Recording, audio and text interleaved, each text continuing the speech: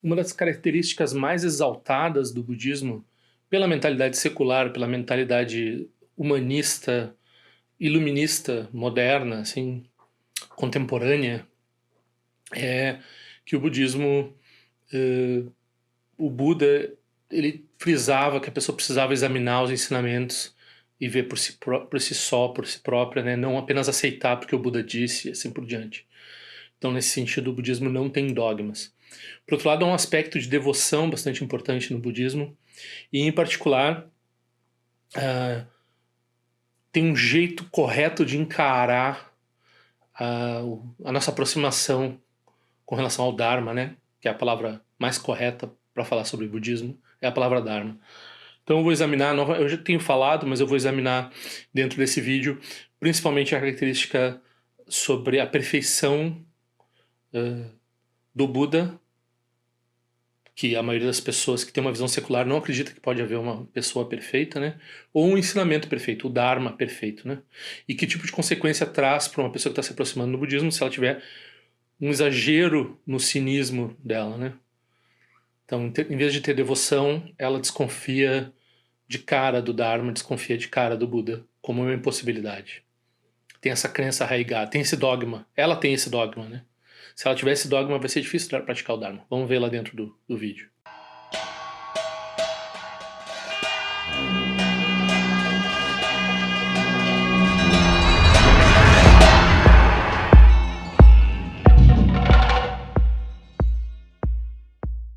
Quem quiser pedir os cartões, é só enviar o endereço de correspondência para conexõesauspiciosas@gmail.com. Por favor, envie seu CEP. Se quiser fazer uma contribuição, é nesse mesmo e-mail como chave Pix, né? Tem aqui um código QR que também leva para um lugar que pode contribuir através da chave Pix. Eu agradeço muito as contribuições que têm acontecido, que me possibilitaram que eu fosse, ou seja, o que tem entrado pagou o evento, né? Então eu estou indo lá com essa obrigação de fazer, de produzir o benefício correspondente às aspirações que essas pessoas colocaram ao contribuir para mim. Claro, aqui não estou, quando eu peço contribuições como youtuber. Claro que as pessoas às vezes me veem como uma pessoa conectada com o Dharma, porque eu estou falando de budismo e tal, e etc. Mas eu não estou prometendo aqui nenhuma.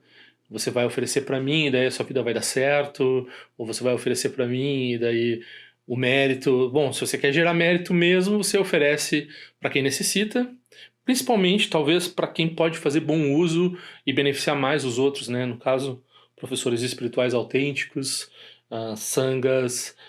E se a pessoa for, nós vamos tratar desse assunto aqui, se a pessoa tiver uma visão muito secular, então ela pode oferecer, em vez de oferecer para uma pessoa diretamente em necessidade, bom, ela pode fazer isso também, mas ela pode também oferecer para organizações que ela sabe que operam honestamente em benefício dos outros. Talvez esse dinheiro seja mais bem aplicado, beneficie mais gente. Talvez não, talvez seja melhor oferecer diretamente para uma pessoa em necessidade. Mas enfim, só faço esse adendo aqui porque eu peço contribuições aqui nesse canal e eu não estou dizendo que você vai gerar nenhum mérito especial particularmente, né, melhor do que oferecer para um ser senciente.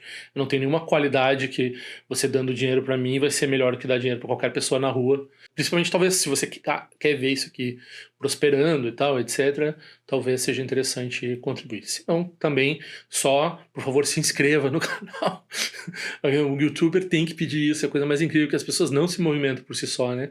Então, a inscrição é muito importante porque o senhor algoritmo que comanda nossas vidas, aí, o Maharaja, né, o senhor, o rei, o grande rei da existência condicionada, aí, o algoritmo, a gente está subjugado a ele, cada vez mais subjugado a ele, né? Então ele só vai nos expor a mais gente se você contribuir com a sua visibilidade também, com você. Né, você pode divulgar diretamente também, etc.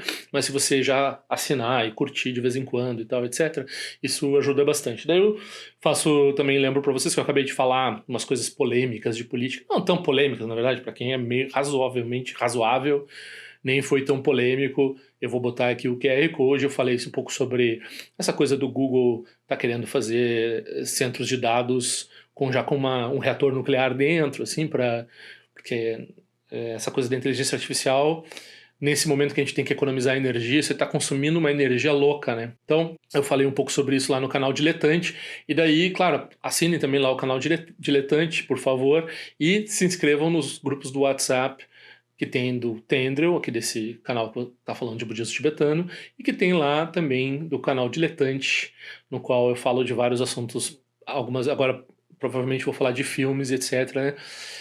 Prestem atenção também nessa produção lá, e se vocês quiserem entrar nesses grupos do WhatsApp, por favor, façam isso. Tem esse link também, que se você entrar por aqui e colocar as coisas no carrinho antes de comprar na Amazon, eu ganho uma comissão de 10%. Então se você usar esse link aqui, já me ajuda bastante. A maioria das coisas que eu falo nesses vídeos é motivada diretamente por um questionamento, por uma colocação que alguém fez, ou um pedido que alguém faz. Vocês podem fazer o pedido aqui pelo e-mail conexõesauspiciosas@gmail.com também, comentários e qualquer tipo de contribuição. Mas no caso dessa questão da perfeição do Dharma, que eu vou explicar mais ou menos porque, como é correto, uma pessoa que deseja tomar refúgio, deseja se tornar um praticante, como é melhor que ela se coloque, se posicione em termos de visão com relação ao Dharma, né? Equilibrando tanto uma visão crítica, que é necessária no caminho da pessoa examinar o Dharma por ela mesma e chegar a conclusões por ela mesma, com uma visão devocional, que ela tem que reconhecer o valor no Buda e assim por diante. Então, eu cheguei nisso não por uma, não por duas, não por 10 situações que eu vi. Então, às vezes eu vejo youtubers mesmo que dizem ter uma conexão com o budismo, às vezes, algumas vezes até falam ter tido iniciações com o mesmo professor que eu, ou seja, são irmãos Vajra, né? Teriam iniciações com o mesmo professor que eu tive, e eles têm uma visão cínica ou extremamente secular com relação às instituições budistas, principalmente, né? E ok, em termos de instituições a gente sabe que sempre vai ter imperfeições aqui e ali, mas depois eles têm algum cinismo com relação ao Dharma. Então eles dizem, o Dharma sempre é necessariamente distorcido, né? Isso é uma coisa também que acontece pela visão europeia já do iluminismo, na qual eles começaram a desconfiar da religião e daqueles que detinham a religião como pessoas que não estavam próximas da mensagem do criador da religião, né? Então a gente sabe, no cristianismo a gente está sempre, é o básico, a gente tem uma certa desconfiança com relação ao clero, pelo menos desde o iluminismo, né? Tem uma desconfiança com relação a todas as manifestações institucionais do cristianismo como bastante distorcidas. Então, a pessoa pega esse milieu dela, assim, eurocêntrico do cristianismo e das instituições cristãs e aplica isso de maneira generalizada também ao budismo, né, ao Dharma do Buda. E além disso, então tá, ok, instituições, depois... além disso, o Dharma, né, como o Dharma é proclamado, então instituições e o Dharma. E além disso, o Buda. Então o próprio Buda, na visão, por exemplo, psicanalítica, né, não pode haver um ser humano perfeito, não pode haver um ser humano que tenha lidado com todos os seus complexos, né, então o ser humano é fadado a viver com a sua própria imperfeição, e esse é o sistema de pensamento deles. O problema é quando isso se choca com a figura do Buda, que a figura do Buda é uma figura de perfeição, né? Um ser humano perfeito, um ser humano sem defeitos, um ser humano que eliminou todas as aflições mentais, os clashes, as emoções aflitivas, né? Coisas como inveja, revelou todos os seus repressões e recalques, né? Então não tem mais nada que opera oculto nele. Ele é totalmente, ele não tem inconsciente a ser explorado. Ele é totalmente transparente para ele mesmo, né? E também todos os seres o veem, deveriam ver como transparente. Os seres que são devotos a ele, assim, por exemplo. Então isso estritamente lá, freudianamente falando, mas também Lacan, etc. Eles vão dizer que não, isso tá louco, né? Não pensa uma coisa dessa. Talvez outras formas de psicologia mais, que daí também não são também psicologias baseadas em evidência, etc. Essas aí também não vão achar que vai ter um ser humano perfeito, ou não vão nem entrar nessa questão, né? Mas então, pode haver, assim, junguianos e tal, que vejam alguma possibilidade de perfeição. Não que isso seja... que ser junguiano vai ajudar a pessoa a praticar o Dharma, não é isso que eu estou dizendo, né? Eu estou dizendo que De forma geral, por exemplo, na psicanálise, a gente não é possível existir uma figura como o Buda. Então, o que vai acontecer? Quando você usa a palavra Buda dentro e está preso, está funcionando, operando dentro de certos arcabouços intelectuais aí, você está vendo um fenômeno histórico, um ser humano, você está vendo um fenômeno sociológico, o budismo, o Buda, etc. E você vai ver dentro dessas teorias, né, você vai ver a imperfeição operando ali e você vai analisar de acordo com isso. Isso é ok, ótimo, sei lá, pode ser bom se você está trabalhando com esses temas academicamente. Se você ganha vida com isso, né? Ok, mais ou menos, tá certo? Não tem problema nenhum em ver o Buda, não vai sujar o Buda você ver o Buda de uma maneira desse ou daquele jeito. O próprio Buda fica do jeito que ele é, né? Agora, se você quer, se você tem esse anseio, se você por acaso teve esse anseio de seguir o caminho que o Buda ensinou. Outro dia também tinha uma pessoa que falou comigo várias vezes e ele sempre se referia a tradições ancestrais, né? Não, rapaz, nós não estamos num museu, entende? Então a gente se refere ao Buda que está lá, sei lá, historicamente 2.600 anos atrás, mas quando a gente se refere ao Buda, o Buda é vivo para nós em meio à Sangha, né? Então os professores representam, particularmente no Vajrayana, eu vou falar também do Vajrayana mais para o final desse vídeo, mas toda forma de budismo, né, o Buda está vivo através da ação institucional, da instituição que ele criou. Não é que nem, às vezes tem esse pessoal na internet falando assim, o Buda não era budista. Não, o Buda fez a Sangha, né? Ele compôs a Sangha monástica. Ele deu as regras, ele estabeleceu, ele viu as pessoas, ele criou um critério de sucessão. O Buda é um que não dá para dizer que ele não estava, não sei, talvez até Jesus Cristo não dava para dizer que eles não estavam criando uma igreja, né, uma instituição, uma coisa em torno deles, né? Então, com certeza, se a pessoa quer olhar para o Buda como o Buda desenhou, então a pessoa precisa abandonar certos dogmas. Um desses dogmas é a ideia de que não pode haver perfeição, não pode haver um ser perfeito. É um pouco parecido, e aqui eu vou usar a palavra cinismo, né? É um pouco parecido como alguém, por exemplo, seu pai, sua mãe, né? Ou, sei lá, uma pessoa que você confia. Um dia, quando você é jovem, diz assim, você nunca confia em ninguém. Daí a pessoa passa a vida toda, porque todas as pessoas são falíveis, porque todas as pessoas vão trair ela, e assim por diante. Então isso cria. Claro que muitas pessoas não são confiáveis. Claro que eu tô todo dia divertindo aqui para professores falsos e essas pessoas da internet aí que falam coisas erradas do Dharma e assim por diante, né? Então, claro que existe iniquidade, problemas e assim por diante.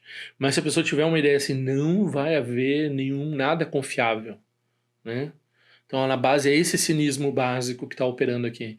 Isso vai gerar uma pessoa naturalmente isolada e naturalmente isso vai gerar problemas para a pessoa se a pessoa vive dessa forma, né?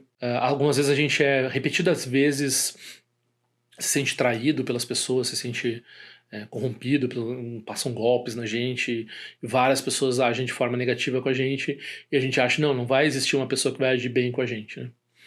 Então, se a gente levar isso pro budismo, também não vai funcionar. O budismo exige essa abertura de você reconhecer que aquilo que está operando, principalmente se a gente está falando de prática, aquilo que está operando na sua frente, né? Então você, claro, analisa, você não vai abandonar a racionalidade, você não vai dizer assim, eu vou aceitar só porque parece bonito. Você olha as referências, você observa por um tempo, mas você observa, você precisa ter abandonado o dogma de dizer que não vai ser possível encontrar a perfeição ou uma coisa boa aqui dentro uma coisa perfeita, uma coisa perfeitamente boa aqui dentro do Dharma. Você se mantém saudavelmente cético com relação a isso, pelo menos no início, né? Aí quando você vai tomar refúgio é quando você diz, não, eu vi que tem uma possibilidade boa disso acontecer, disso do Buda ser, pelo menos o Buda, pelo menos os Bodhisattvas, pelo menos uma parte boa da Sangha, né, tá correspondendo e tá praticando e tá obtendo resultados e tá revelando essas qualidades e eliminando esses obscurecimentos e assim por diante através da prática. Aí você não tá mais vendo o Dharma de um ponto de vista histórico, sociológico, psicológico, psicanalítico, né, você tá vendo o Dharma pelo Dharma. É muito importante observar o Dharma de acordo com o Dharma. Como eu disse, isso não é eliminar uma dúvida razoável, não é eliminar o exame, não é, abafar a racionalidade. Na verdade, como eu estou dizendo, é abafar certo dogma, certo ponto de vista formado que não tem verdadeiramente justificativa, que essas ideias que várias formas de humanismo, secularismo e várias ciências humanas e várias, talvez, principalmente ciências humanas, vão operar através dessa acepção da imperfeição inerente de todos os processos humanos e assim por diante. Um aspecto importante, particular, toda a forma de budismo, então a pessoa precisa ter um equilíbrio entre a devoção dela e o cinismo dela. O cinismo dela não pode ser absoluto e a devoção dela não pode ser cega. Então ela tem que trabalhar com o intelecto para não ter nenhum desses dois extremos de cinismo, de olhar as coisas totalmente de uma forma com um grande potencial negativo, e de olhar que está resolvido e não precisa examinar, tem que olhar. Esses dois elementos aqui, a pessoa precisa manter uma certa flexibilidade mental e observar o Dharma a partir disso. E quando eu estou falando aqui, claro, estou falando da figura histórica do Buda 2.600 anos atrás, e dos praticantes que estão hoje em dia, né, oferecendo a possibilidade da gente aprender o Dharma em conjunto com eles, seja os professores, seja as outras pessoas da Sangha. E isso vale para qualquer forma de budismo. Daí, dentro do Vajrayana, a gente tem essa noção de visão pura. Com essa noção de visão pura, a gente vai ter que estabelecer, entender que o nosso próprio professor, a gente não vai poder ver defeito nele a partir do certo compromisso Vajrayana. Ok? Essa decisão, o Dzongchen Rinpoche Rinpoche frisa bastante no livro dele, Guru Bebe Cachaça, né? Você pode procurar, vai ter o link aqui. É um livro que eu recomendo se você está interessado na prática do Vajrayana em particular, né?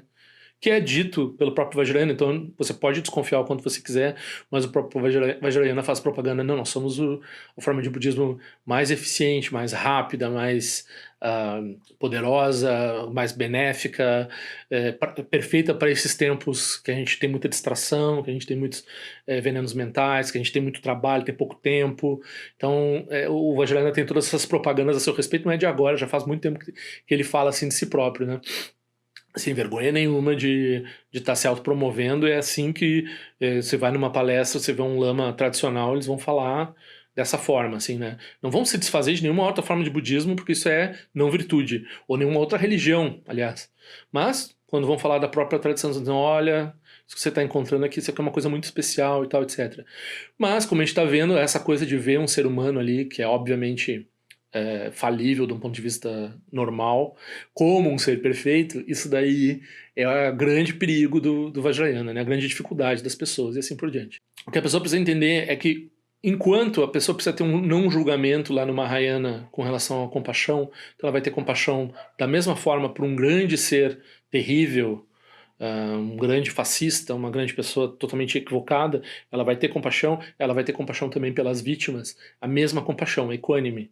Ela não vai ter uma compaixão diferente de um ser que causa mal por um ser que sofre o mal que foi causado, né? Então tem uma equanimidade aqui também, que está baseada em não ter um viés e não ter um preconceito, de abandonar os preconceitos, né?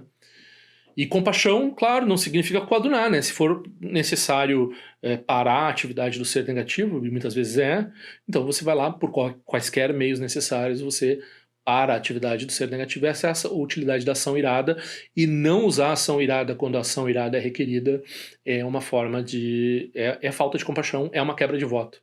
Então, se você precisa agir de forma irada e você não agir, você está falhando com o seu voto de compaixão, você está... Irado não significa necessariamente matar, né? Pode ser dizer não, pode ser prender, pode ser impedir, pode ser várias coisas que desagradam os outros, né? Então, quando o outro você vai se deparar com a pessoa não vai ficar feliz. Então, aí você está agindo de forma irada. O budista não é, particularmente no Vajrayana, o budista não é um passivo tolo, assim, que vai aceitar qualquer tipo de injúria e assim por diante. Essa mesma equanimidade que você tem lá na compaixão, você vai ter essa equanimidade por todos os seres, e você vai, em particular, em primeiro lugar, assim como treinamento da sua mente, você vai escolher o seu professor.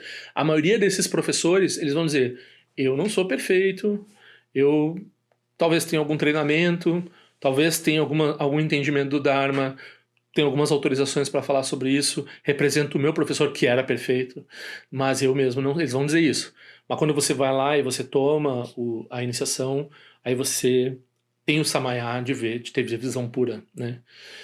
Então, claro, você precisa examinar esse professor e tradicionalmente também o professor precisaria examinar você antes desse processo. Hoje em dia, como os tempos são bastante degenerados, ninguém tem tempo para nada. Então, o que a gente faz é correção de erro, né? Então, a gente vai lá, faz como dá, participa da forma que for, ou seja, examina como for possível e é examinado como for possível, mas toma a iniciação e daí imediatamente a gente vai começar a ver o professor como um ser comum e ver falhas no professor e assim por diante, que isso é totalmente natural. E só se a pessoa ficar um pouco nervosa com relação a isso, se a pessoa ficar nervosa e ela tentar restaurar, ela tentar buscar esse entendimento da equanimidade lá na compaixão, depois o entendimento da equanimidade na visão pura, aí esse é o caminho que vai permitir a prática do Vajrayana, que vai permitir, por exemplo, prática de deidade, recitação de mantra, visualização de mandala, uso de mudras, práticas de yoga do estágio da consumação, tsok, transferência de consciência, todas as práticas que tem no Vajrayana, o que vai permitir é a yoga do Guru, né? Guru Yoga. Então, o Guru Yoga requer esse tipo de visão pura. E isso, claro, tem, né, como muitas vezes a gente fala assim, mas o mestre verdadeiro é a sua natureza da sua mente, é a sua própria mente, né? Então, o mestre verdadeiro, não é aquele mestre externo, certo? Então, muitas vezes eu ressalto assim, não, mas quando você está chegando perto de ver a natureza da sua mente, ela surge espelhado na forma desse professor externo, da deidade como uma coisa não dual, externa, interna e assim por diante. E o seu próprio professor, quando você vai fazer prática da linhagem, você sempre dissolve o professor em si próprio e você se torna um representante, o seu objetivo é se tornar um representante da linhagem e expressar esses valores, e desde o Buda até, né, o seu professor e assim por diante. Então, não colocar o Dharma no museu, não colocar o Dharma como um fenômeno histórico, não colocar o Dharma como um fenômeno sociológico, psicológico e assim por diante, mas sim participar dessa mandala de perfeição que é a mente do Buda e os ensinamentos do Buda e a possibilidade de beneficiar os outros através disso. Então é para isso que você pratica. Então, essencialmente é para isso que você pratica. O meio de praticar isso é refocar na visão pura e independente, e quer ir além do julgamento, quer ter essa mente flexível e assim por diante. Aí, claro, pode acontecer de você não ter examinado o seu professor e o seu professor ser um escroque mesmo, de verdade, e daí vocês dois vão para o mesmo lugar, não tem muita solução. Uma das soluções que se dá é se você percebe que você não consegue ver o seu professor com visão pura, seja por qualquer motivo, que ele realmente seja um problema, ou que você seja um problema, você não sabe, você não vai ter certeza com relação a isso, mas aí você se afasta. Normalmente, o que o pessoal tem enfatizado com alguns escândalos recentes é que o professor pode quebrar o voto assim como o aluno, né? Então o professor também pode ter visão impura quanto o aluno, isso é uma quebra de voto com relação ao aluno, e também pode, né, fazer uma série de coisas que não são corretas e assim por diante. Aí o que aconteceu? Você não entrou num caminho, você entrou pro lado errado, né? Quando você se conectou com esse professor e aceitou ele, muito difícil. Agora, a gente tem que sempre lembrar, né, não ter essa noção assim, porque quando as pessoas, a fofoca vai longe, né? A fofoca dá views, a fofoca, os algoritmos eles operam dentro de intensificar as emoções aflitivas, as aflições mentais. Então, a gente tem que lembrar, tá cheio de professores autênticos no mundo nesse momento. E se você se vincular a eles, você tem um benefício. Às vezes às vezes quando a gente começa no Dharma, a gente não tem capacidade de ver o tipo de benefício e a grandiosidade do benefício que é praticar, seja o Hinayana, seja o Mahayana, que dizer então do Vajrayana e das meditações de ápice do Vajrayana, que são o Mahamudra e Dzogchen. Então, é preciso regozijar também constantemente por ter encontrado um professor autêntico, por ter uma interdependência positiva com um professor autêntico, com uma sanga autêntica, com ensinamentos que foram validados por gerações e estão sendo validados. Tu vê o resultado nas pessoas, né? Se você fica uns anos praticando, você vê os seus colegas de sanga avançando e removendo obscurecimentos e revelando qualidades Claro que se vê também umas pessoas mais renitentes, também, como eu, por exemplo. As pessoas, é muito difícil, o cara não tem, né, solução, essa pessoa. Então, né, tem que desenvolver menos cinismo e mais visão pura, menos cinismo, mais devoção, e equilibrar isso com o Vajrayana não encoraja tanto quanto o Mahayana e o Hinayana essa análise intelectual. Mas o Mahayana e o Hinayana e o Mahayana são a raiz do Vajrayana. Então, quando a pessoa chega no Vajrayana, a pessoa já deveria ter feito o exame, né? Claro, ela vai fazer o exame do professor, né? Mas o exame intelectual, de examinar se o budismo é válido, se não é válido, quando a pessoa chega para tomar uma iniciação, não é mais a hora de analisar. Depois que a pessoa toma refúgio, até o refúgio a pessoa desconfia do Dharma. Depois de tomar refúgio, a pessoa já aceitou o Dharma, então ela está, claro, ainda usando o intelecto para distinguir certas coisas dentro do Dharma, mas ela não desconfia mais do Dharma, ela chegou num resultado, né? Então os resultados que você chega, você não abandona. Senão o caminho não chega a lugar nenhum, nunca prospera, né? Então, para tomar refúgio, tem um certo grau de comprometimento com os ensinamentos e uma certa liberdade e encorajamento de examinar intelectualmente certas coisas ainda dentro do Dharma, certo? Mas não tem mais lugar para cinismo, para certo cinismo absoluto, como tem em certas outras visões de mundo, né? A pessoa tem que ter abandonado esse cinismo.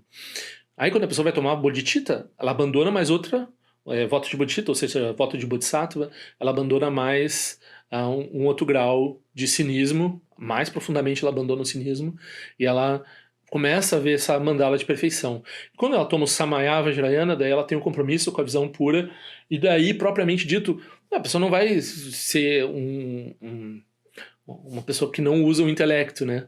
Mas a hora do exame, teoricamente, já teria que ter parado, já teria que ter chegado a um resultado. Algumas pessoas, a maioria das pessoas se atira por devoção, e daí certas lacunas ficam, claro, daí a pessoa continua usando um pouco o intelecto, não tem problema, a pessoa pode ficar um pouco nervosa de usar o intelecto, dizer que talvez eu esteja usando a visão impura quando eu estou fazendo essas análises aqui. Aí a pessoa faz purificação Vajrasattva, o que ela sabe, os métodos que ela sabe do Vajrayana, para lidar com isso, e ela continua, né, usando como ela pode, porque a devoção dela pode ainda ter um grau de cegueira, um grau de impureza, né? Então ela vai depurando isso. Então na prática acontece isso, mas no ideal a pessoa tomou Samaya, devoção pura, não volta atrás, não pensa duas vezes mais, não tem mais essa análise. Então são vários graus de abandono da análise intelectual. Então, no início você tem todo o cinismo do mundo, pouca devoção, depois você abandona um pouquinho de cinismo e gera uma certa devoção, e daí, através dos seus resultados por si mesmo, né, não só porque alguém disse, você vai lá e toma refúgio. Se você tomar refúgio porque alguém disse que era bom para você tomar refúgio, aí não é um bom refúgio, né? Você tem que tomar porque você sabe que você quer o Dharma do Buda para você através das suas próprias, né, das suas próprias conclusões e realizações. Então você produz isso. E aí sim vai até o Vajrayana. Quando a gente vê uma pessoa que supostamente se diz praticante do Dharma, às vezes não são, às vezes são universalistas, acham o budismo mais uma coisa para botar no currículo delas, né? Então quando é assim, aí elas são cínicas com tudo, às vezes, se com certeza são cínicas com o budismo também. E é um motivo de despertar compaixão na gente por essas pessoas, porque se a gente sabe o valor das coisas que a gente encontrou, a pessoa passou tão perto e não encontrou o mesmo valor, né? Então, com certeza, isso é uma falta de mérito. Da onde a gente está olhando, não tem dúvida quanto a isso, né? A pessoa pode dizer, não, você está errado, você pode dizer o que ela quiser. As conclusões que você mesmo chegou através da sua prática, você leva com você e não necessariamente outras pessoas vão entender, né? Então é um pouco esse o recado sobre a perfeição dos ensinamentos. Se tiver esse dogma de que o budismo é um fenômeno social, fenômenos sociais são compostos, imperfeitos e tal, etc., não vai entender o Dharma. Não vai conseguir tomar refúgio no Dharma propriamente, né? Pode até participar da cerimônia e tal, mas se ela tiver uma mentalidade que guarda essa verdade da imperfeição inerente de todas as coisas, aí ela não vai conseguir ver o Buda. É esse o ponto.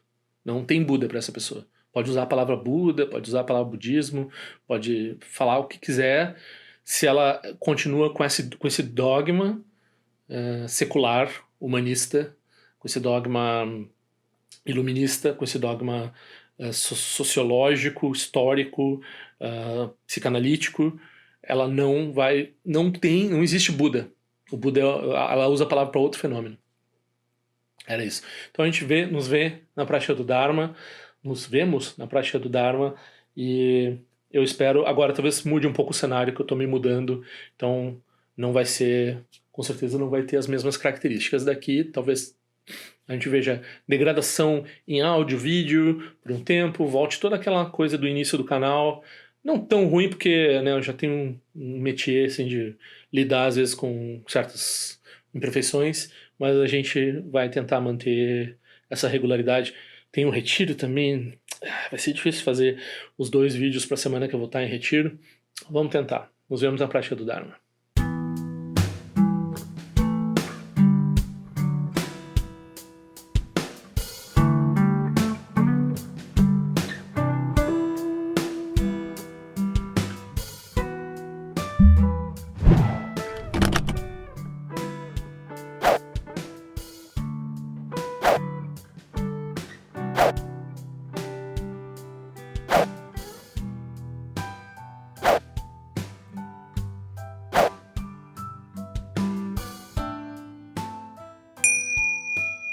Ao longo de minhas muitas vidas e até este momento, todas as virtudes que tenho alcançado, inclusive o mérito gerado por esta prática e todas as que vier a conseguir, ofereço para o bem-estar dos seres sencientes. Possam a doença, guerra, fome e sofrimento diminuir para todos os seres, enquanto sua sabedoria e compaixão aumentam nesta e em vidas futuras.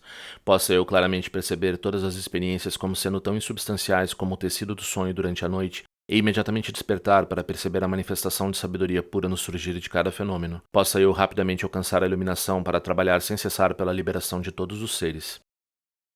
Corelao kore jingan so balande wa malu jingwa na chara zima tenjin ya so wesa peka jabu tu tenju chi on so chi jame jabe ne jara sa wa kunja tu zio zeta e ba me junu tu tu pe mo ni choki sa so da tu tenju chi jime konye pe ma son ba sa son ran che se no ba e gar juma shu tu pe ko ko se te shin de sin tar shin shu jingme tu shu tu pa nang yuan chu tu kondu pa de no bu yen ngen ko pa ma lo la sa ne lun tu le ta tu tenju chi pe me je son pe me rizo je pe me tan la jing ko se su wan pe ma che chi do ma rizo shin do ni pe me lun je ro jo chi pe nan jungwa na chim bol dan ba yo re ne ba dan de ba sin pe che bo nan ko se sha se ne jo chi do su san je go ro rin po shin quando quando deu bate um beijo abre com sa do da passo so ada so chi lab do so shin so go bate shu dan san palon je do pa jen je lo mo mo do gro ben zri hom mo do gro ben zri hom do gro ben zri hom ken lo sho son lo je zalin sa son ja ba ba do jo sho son na ma do mi do sun ge le sho